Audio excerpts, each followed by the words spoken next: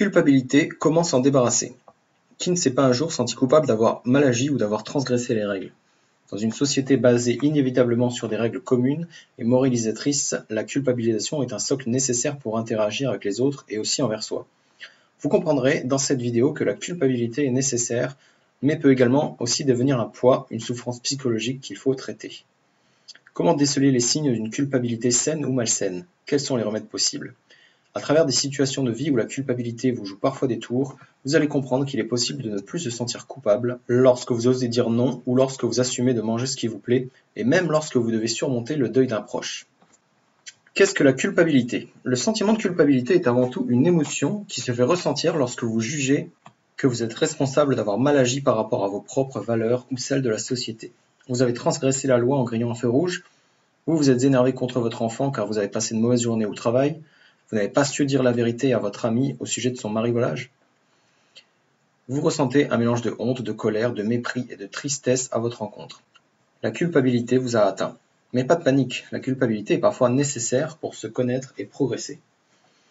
À quoi sert la culpabilité en société? Vous pouvez considérer la culpabilité comme un signal d'alerte lorsque vous ne respectez pas ou plus les règles édictées par la société dans laquelle vous vivez. Pourquoi respecter les règles sociétales? L'être humain ne fait rien sans contrepartie. On appelle cela en anthropologie l'échange de don contre un contre-don. Certains penseront au fameux contrat social de Rousseau. Pour simplifier, vous acceptez de suivre les règles car en retour vous avez besoin de vous sentir en sécurité, d'anticiper vos actions, d'interagir avec les autres, d'éviter de nuire aux autres, de tirer des bénéfices pour vous-même. La culpabilité vous apporte des informations utiles lorsque vous transgressez les règles sociétales. C'est donc un avertissement qui vous permet de rectifier vos actes en collectivité. Mais pour soi aussi, la culpabilité a également une fonction importante. À quoi sert la culpabilité pour soi-même?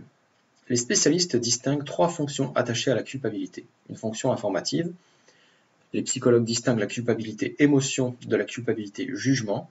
La culpabilité émotion a pour finalité de vous informer que vous avez sans doute commis une faute en transgressant une règle.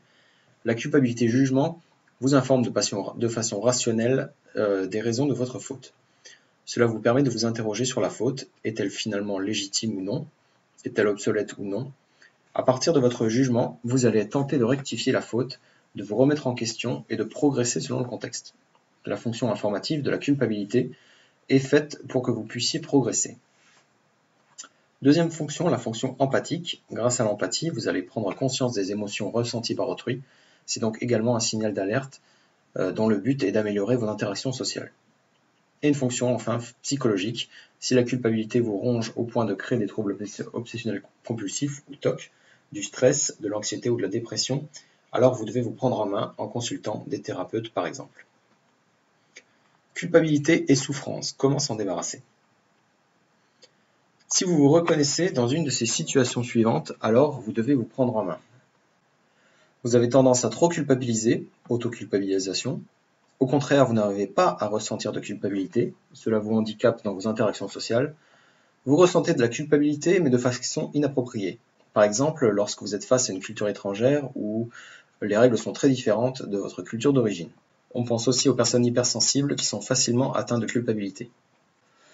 Comment se débarrasser de sa culpabilité en 7 étapes? Il existe différentes étapes qui vont vous permettre de progresser. Premièrement, prendre conscience de votre sentiment de culpabilité. Posez-vous la question suivante. De quoi vous sentez-vous coupable précisément? Ensuite, analysez le contexte. Posez-vous la question suivante.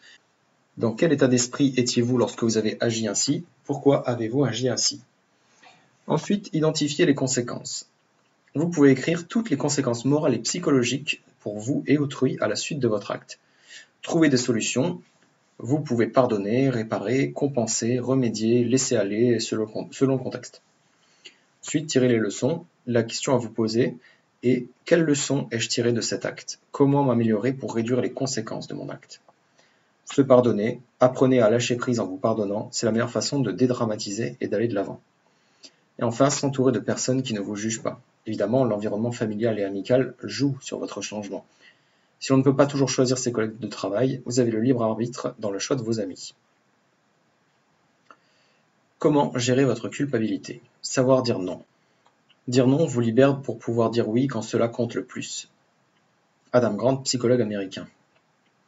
Vous avez sans doute maintes raisons de ne pas dire non. être poli ou aimable, aider, craindre le conflit, mais vous avez aussi de nombreuses raisons de dire non. Le faire n'est pas égoïste. En plus de générer du stress du fait de ne pas être cohérent avec vous, dire non va vous offrir d'autres opportunités. Vous allez suivre vos intérêts et vos souhaits. Alors comment faire? C'est très simple, vous pouvez répondre de plusieurs façons en reportant votre réponse au lendemain, en vous justifiant, par exemple, vous pouvez répondre que vous n'avez pas le temps en ce moment, car vous avez beaucoup de travail en cours, etc. En vous identifiant, cela signifie que vous répondrez à autrui comme vous aimeriez qu'on vous réponde. En positivant, par exemple, vous pouvez répondre « j'aimerais bien, mais c'est impossible pour le moment ». En étant clair et direct, vous pouvez utiliser la formule « je ne peux pas ». Comme vous pouvez le constater, vous pouvez dire non poliment, de la façon la plus honnête et brève possible. Mangez ce qui vous plaît sans culpabiliser. Vous aimez manger certains aliments caloriques, pas forcément diététiques? Vous en avez assez de céder à la culpabilité face à votre entourage ou à la pression sociale? Voici quelques astuces pour vous libérer de ce poids. Soyez positif. Vous vous êtes fait plaisir, vous avez donc une bonne énergie pour démarrer la soirée, la semaine ou le week-end. Soyez bienveillant avec vous-même. Vous ne faites de mal à personne puisque vous vous faites du bien, et votre corps vous appartient. Acceptez de vous faire plaisir. L'hormone du plaisir compense parfois l'émotion de la culpabilité. Alors, mangez ce que vous désirez par plaisir et non par mal-être. Continuez à vivre après la disparition d'un proche. Lorsque vous perdez un proche, maladie, accident, attentat, vous avez toutes les raisons, dans un premier temps, de vous sentir coupable d'exister. Vous êtes sans doute victime du syndrome du survivant. Mais avec le temps, vous allez apprendre à dépasser votre culpabilité en reconnaissant votre sentiment de culpabilité premièrement, ensuite en demandant de l'aide à des thérapeutes sous forme individuelle ou collective, comme les groupes de parole, comprendre que ce n'est pas de votre faute, que vous n'êtes pas responsable de ce qui est arrivé à votre proche, en gardant un lien avec le disparu, comme lui écrire des lettres ou faire un album de photos souvenirs, en étant patient. Le deuil est plus ou moins long selon les personnes et ne pas hésiter à se faire aider. La culpabilité de se sentir heureux. Le sentiment de culpabilité de se sentir heureux réveille certainement les blessures du passé. Voici quelques suggestions pour dépasser ce ressenti et accepter votre bonheur. Si c'est un regret qui hante vos pensées, vous pouvez contacter la personne pour vous excuser et faire la paix. Par exemple, vous pouvez dire à vos enfants que vous avez fait du mieux que vous pouviez, et même si vous avez commis des erreurs, vous avez le droit au bonheur. Aller voir un thérapeute peut aussi vous aider à surmonter vos traumatismes passés. Être positif. Vous pouvez changer votre croyance en vous répétant que vous méritez votre bonheur. La culpabilité fait partie de votre vie émotionnelle. Vous devez l'accepter, mais aussi apprendre à la gérer selon votre propre intérêt et votre bien-être psychologique. Plus vous apprivoiserez ce sentiment dans votre vie, mieux vous serez en paix avec vous-même et vos proches. C'est la fin de cette vidéo, j'espère vous avoir aidé. Si c'est le cas, dites-le avec un j'aime, et s'il vous reste des questions, mettez-les en commentaire. Et pour ceux qui veulent aller plus loin, vous pouvez recevoir des conseils anti-anxiété par mail, je vous mets le lien dans la description. Merci et prenez soin de vous.